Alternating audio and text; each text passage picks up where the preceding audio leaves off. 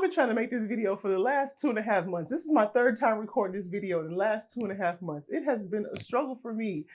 And a part of that struggle is because I'm pregnant. So at the time of recording this video, I'm 20 weeks with a baby girl, third daughter, and God willing, she'll be here in October. So that's the first reason, because that first trimester and even into the second has been like, woo, we're gonna take this girl for a spin. And that's exactly what has been happening. So because I'm standing up and I want to show you this, you're going to get all this breath work. We're just going to take it from there. But the second reason that this video was a struggle, even just given the title of the video, can you be a hot mess and still prepare for love? You feel like your life is a mess, your life sucks. Should you be dating? Can you be on your journey and everything that goes along with that? And so this was a struggle for me because I just wanted to make sure that my thoughts and what I was sensing that I could share it in a way that really made sense and that was grounded. And just thinking about Maslow's hierarchy of needs and kind of rethinking this framework and concept. So that's that. Let me just say this. Before we go in, I want to give you permission. You can have permission to live in duality, meaning that yes, you can be a hot mess. And yes, you can be in the dating process. Okay. And to be very frank with you, when I was at my lowest point, when I felt the most of a hot mess in my single life when it comes to dating and love, that's when I got the most support, like from men. And actually, the way that I met my husband, I was at an event and I revealed my hot messiness to him. And it was a thing that he seemed to like about me. It was a thing that drew him to me even more. So I can remember we were at an event and he asked me, how did I get here? Because it was called National Sales Network. And I just finished law school. I'm not interested in sales, even though I would consider myself maybe a salesperson anyway. But anywho, he asked me how I got there. I said, well, a friend of mine had invited me here. I just failed the bar and I was hoping to meet someone in sales and kind of build a relationship and identify some other people in legal and secure, employment that way. And he was just looking at me like, the way he tells the story, like, this girl's so real, right? And I couldn't understand what that big deal was. Like, I'm just telling my story. This is where I am in life right now. But now that we've been married, I can see why that's such a value to him. And I can see why that's a value to men, even just in speaking to some of my clients last week, just understanding in the dating journey what men are saying. I want someone real and natural. You see it now. You want someone probably real and natural who's going to be real with you and be honest with you. And you don't have to have your life in order. Everything in order, all your ducks in a row before you feel like you are qualified, before you feel like you can begin to prepare for the love and the life that you want. I couldn't understand why that was a thing that was so that drew him to me so much. But I will say this is that even though that me failing the bar and being so open with that could be taken as shame, I was cool with it. Like, I had nothing to hide because I knew that I was on a different path anyway. I was just doing something to complete my journey that, people do. You go to law school and you take the bar exam. Now, I will say I didn't like the fact about spending 3 months to study for this thing and it not work out in my favor. Well, maybe it did work out in my favor because here I am. But I didn't feel no shame. I didn't feel no kind of way about it. It was just like, this is where I am in life right now. And I'm on my mission. I wasn't like, oh my gosh, no one's going to like me. I have to hide and I have to do everything else. And here's what I want you to know. Here's how this is a really grounding moment for you. What you're experiencing, whatever your situation is, right? There's so many reasons that keeps you stuck, that prevents you from feeling qualified to be on, like, to go on a date or to like put yourself out there. But your situation is not that special. Like, we all have challenges. Humanity has been hiding and trying to cover themselves up since Genesis 3.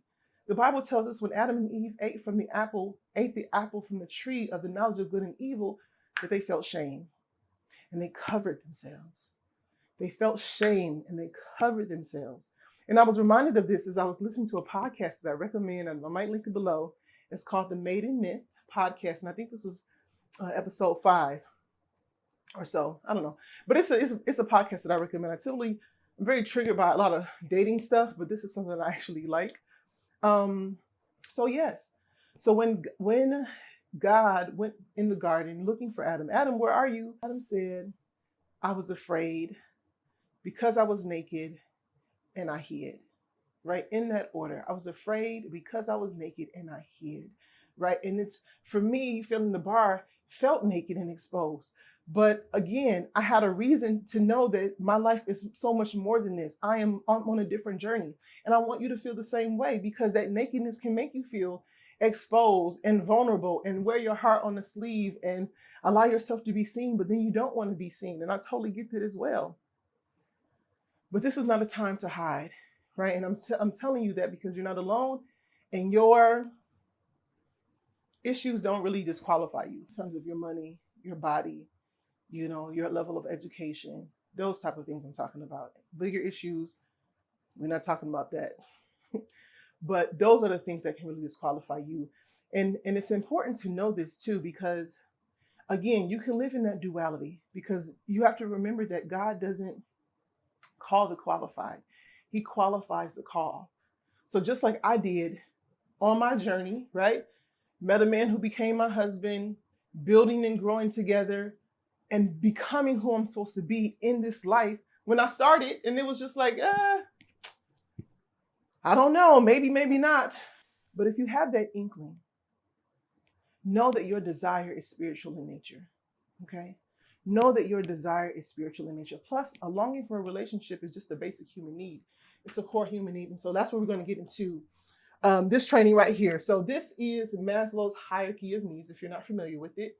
This is like an older concept, right? And I think there are a lot of people who are challenging this framework and the order of this framework. And so this is, again, why this was such a challenge for me the first time. So I'm bringing this up because we have been groomed to live our life in a way like we have to have our needs met, right? And the first level of needs are, let me go this way.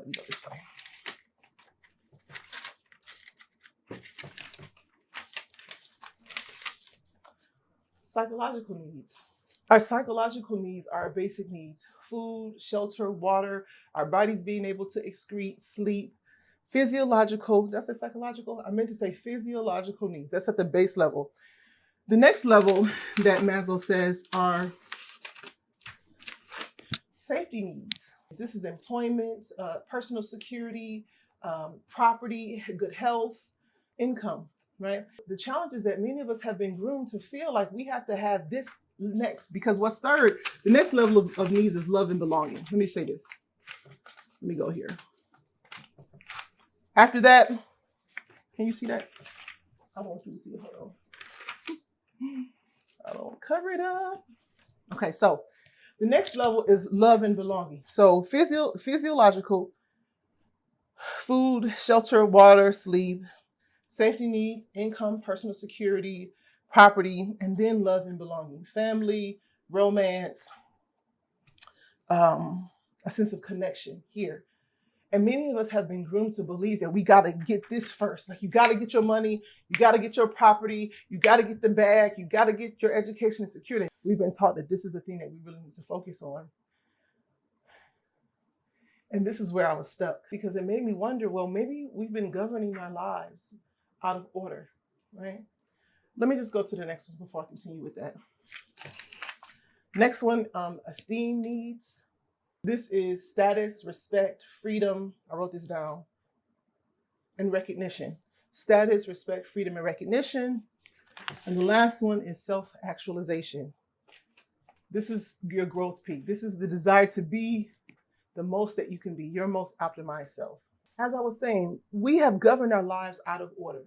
We've been focused so much on personal security, employment, things like that, where the love and the connection, especially in this day and age, has fallen by the wayside. And so many women have structured their life out of order, where they feel like they cannot get a man. And even if they've had a good man, have maybe passed them up because they've been focusing on, pursuing a job. I can remember, actually, I was offered a job in Rhode Island. Before John and I had gotten married, I was offered a job in Rhode Island. And I was like, Rhode Island? And it was just, I don't know, it wasn't a job that I really desired to do, but I was unemployed and I wanted the money, right? But also thinking about what my future could be, and knowing that I wanted to be a woman who was married, build a family, and so on and so forth. And I remember sharing that. And some people was like, you had so much faith. Da, da, da, da, da, da. I'm like, listen, I know what life is about. My mama taught me. I know how to govern and structure my life for the things that I want. Sometimes I fall off. Sometimes I don't. But at this point, many of you are exhausted. You've been focused on this to the point of exhaustion. You've been doing it all and you're tired, and now you want to be saved. And so now you're probably triggered and thinking about like, well, I should probably start dating. For many of you, it's like, well, my life is in order now. Now I can really start to think about love and belonging and having, building something of my own. When really, I think that this needs to be revised. And I'll link this article below because there was an article, I don't know if it was a study or not, but I found something to support this. In terms of rethinking Maslow's hierarchy. Let me put this right here. Where there should be a switch between the love and the belonging. And revisit this because what this says is that love and belonging, love is an important prerequisite for a feeling of safety, right? I'm able to take time off and do what I want to do because I have the structure, because I have the system and the love around me. I don't have to exhaust myself and be all on the hustle and grind mode.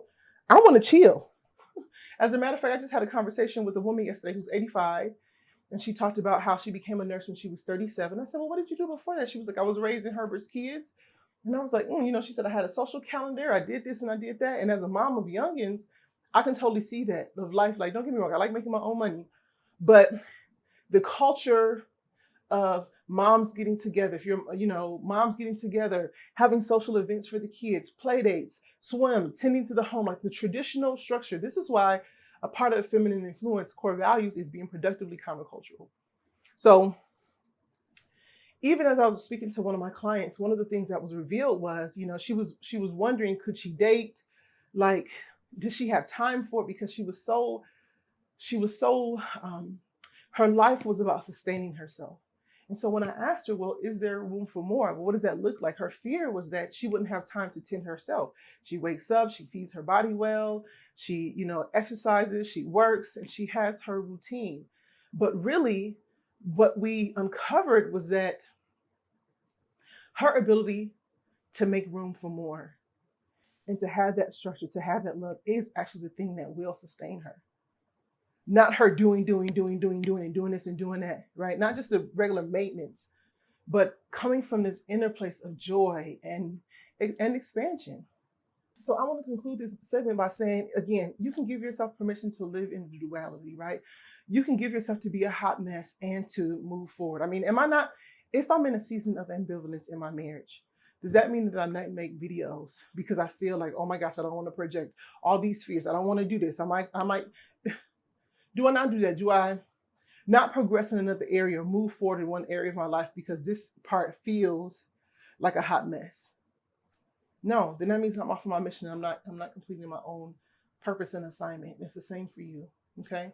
So again, you can give yourself permission to live in duality. And if this is really resonating with you and you want to learn more about what it really takes, because after understanding that, you're not alone. We've all been hiding since Genesis 3, right? Your situation is not that unique. You're not some unique snowflake that's like, no one is going through this but me, this and that.